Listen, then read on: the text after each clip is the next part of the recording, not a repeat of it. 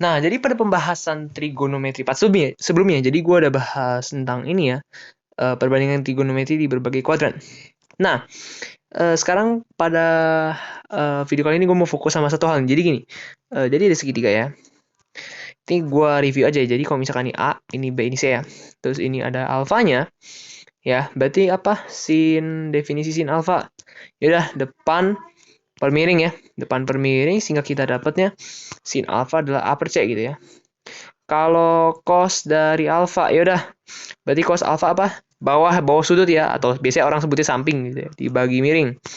Berarti ininya cos alfa itu adalah B per C ya. Nah, demikian juga kalau tan alfa ya. Tan alfa itu definisinya apa? Depan sudut dibagi bawahnya sudut atau samping sudut ya. Nah, berarti tan alfa itu adalah A per B ya. Nah, tapi selain lo kenal tiga ini ya, lo kenal tiga ini, lu juga kenal ya, gue udah kenalin di part 1 soal lawan-lawannya ya, lawannya. Jadi di sini kita lihat kalau sin alfa itu lawannya siapa? Lawannya ini ya, konsekan gitu. Gue udah kasih tahu ini konsekan dari alfa. Kalau cos alfa lawannya siapa? Lawannya itu ini ya, lawannya adalah sekan alfa gitu ya.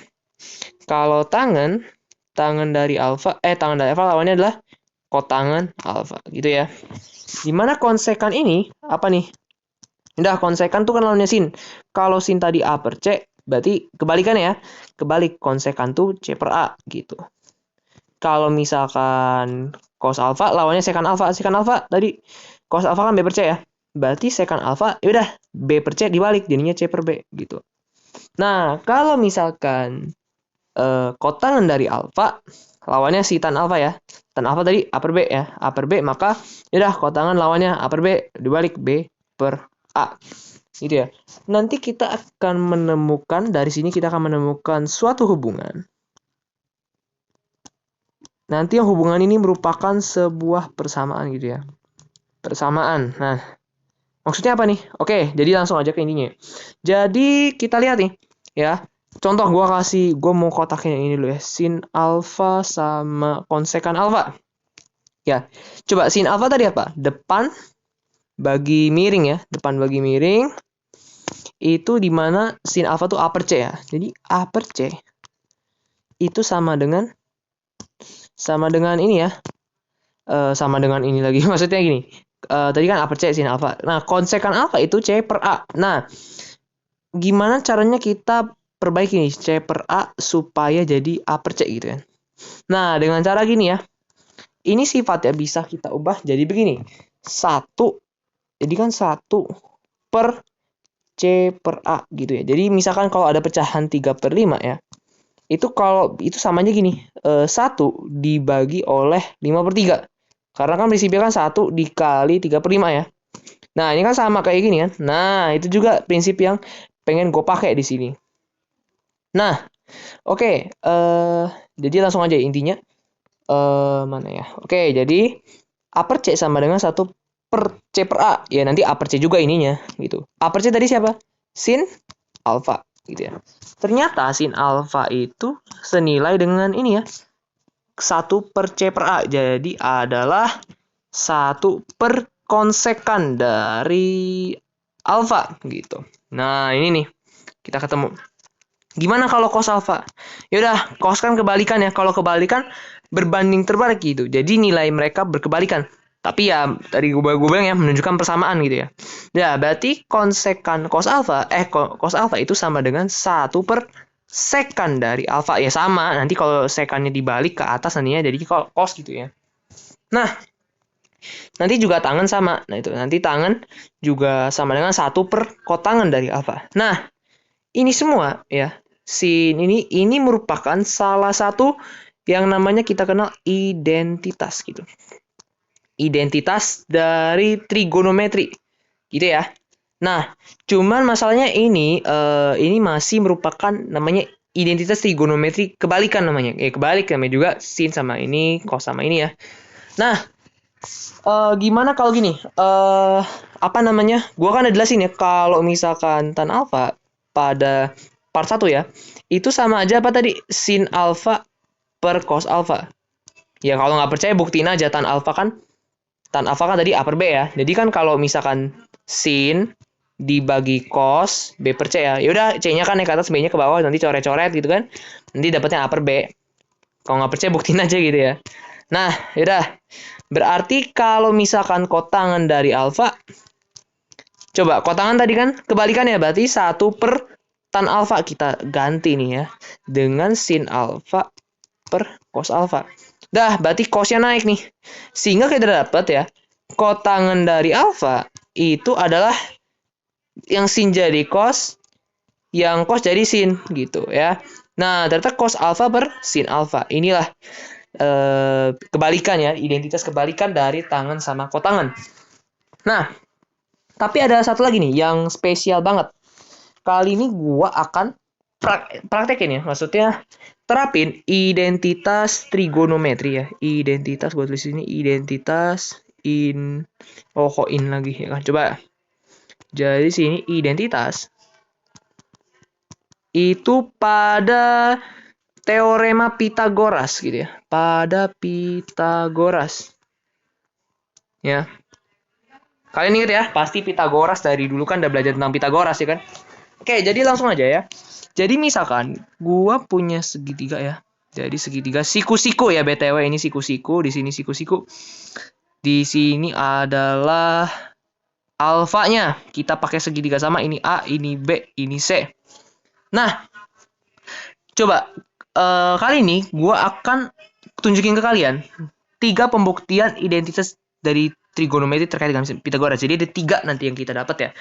Nanti bakal ada 3 persamaan gitu ya. Oke, jadi langsung aja.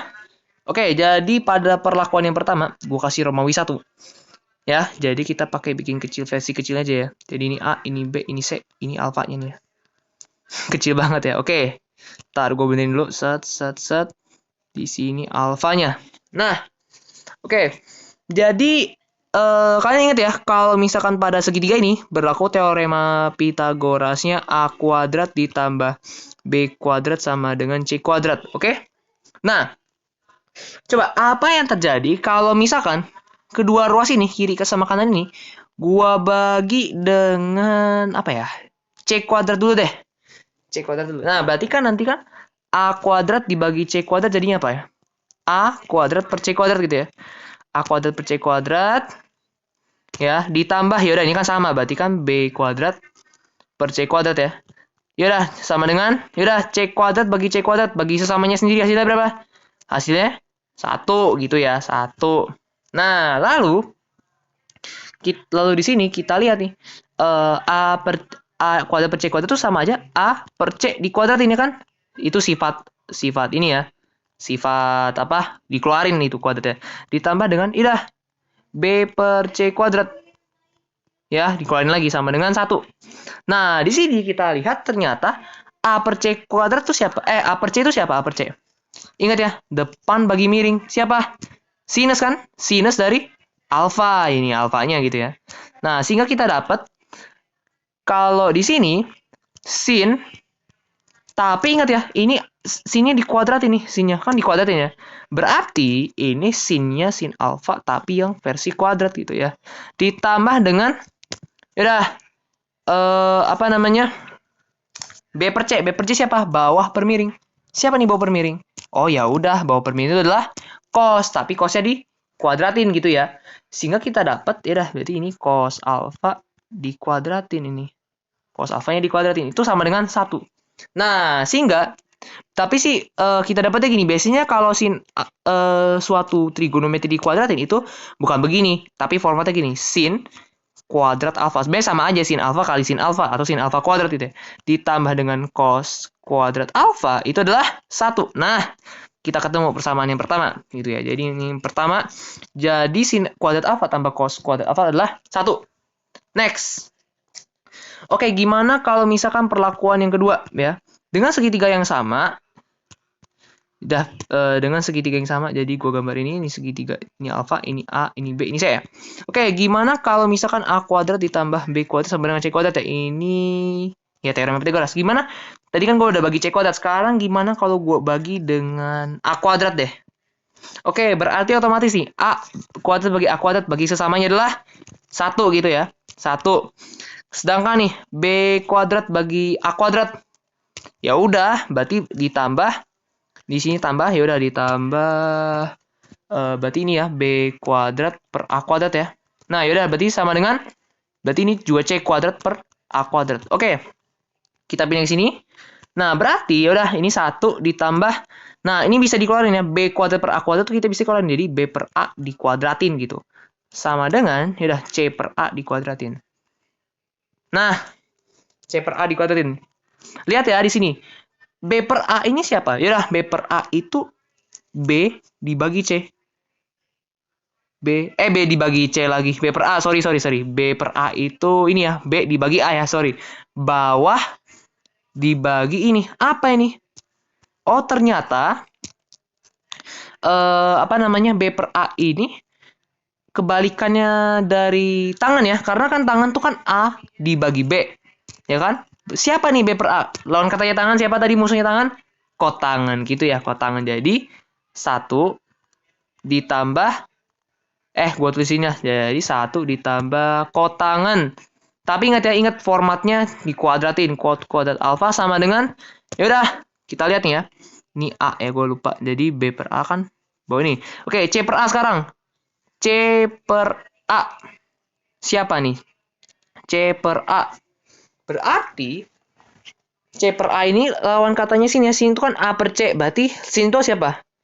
Konsekan ya. Jadi 1 ditambah kuadrat alfa sama dengan konsekan kuadrat alfa gitu ya. Nah, oke. Kita ketemu sifat yang baru nih.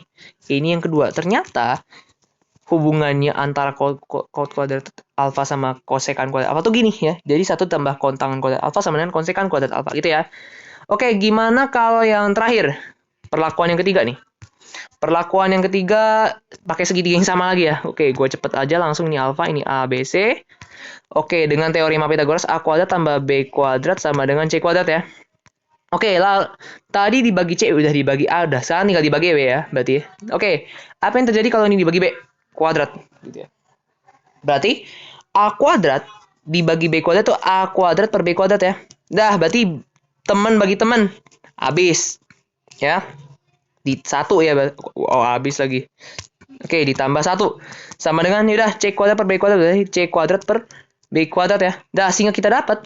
Dah, ini kita keluarin berarti A per B dikuadratin ditambah 1 sama dengan udah C per B tapi dikuadratin. Nah, lo lihat nih. Aduh. Oke, lo lihat nih ya. Maaf tadi ini gua keluar ya. Aduh, gimana ya caranya? Oke, jadi gini kuadrat. Gitu ya. Nah, sekarang lo lihat nih, A per B itu siapa A per B? A dibagi B. Tangan ya. Tangan, ya kan? Depan bagi bawah ini. Berarti kita tulis di sini tangan dikuadratin ya. Ingat tangan kuadrat alfa, ini kan kuadrat ya. Ditambah 1, ternyata hasilnya siapa? Yaudah, C per B siapa nih? C dibagi B. Padahal B per C siapa? B per C itu cos ya.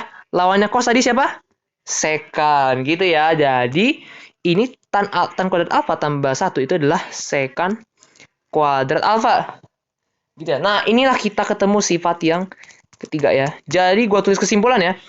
Jadi kesimpulan pertama itu sin kuadrat alfa ditambah cos kuadrat alfa adalah 1 ya. Identitas Pythagoras. Yang kedua, tadi itu ya tangan kuadrat alfa ditambah 1 sama dengan sekan kuadrat alfa gitu ya. Nah, yang terakhir, yaudah berarti kotangan kuadrat alfa ditambah 1 juga, padahal hasilnya 1 ditambah ini sama aja ya. Tadi lo lihat aja pembuktian gua. Nah, itu sama dengan konsekan dari kuadrat alfa, konsekan kuadrat alfa. Nah, ketiga inilah yang kita kenal sebagai identitas juga gitu ya. Oke, jadi sekian itu aja yang bisa gua jelasin ya. Jadi jangan lupa untuk like, komen, share, dan subscribe juga. Dan jangan lupa nyalain loncengnya ya, kalau misalkan ada yang mau ditanya. Oke, jadi sekian dulu aja untuk video gua trigonometri kali ini. Dan kita ketemu di video berikutnya. Oke?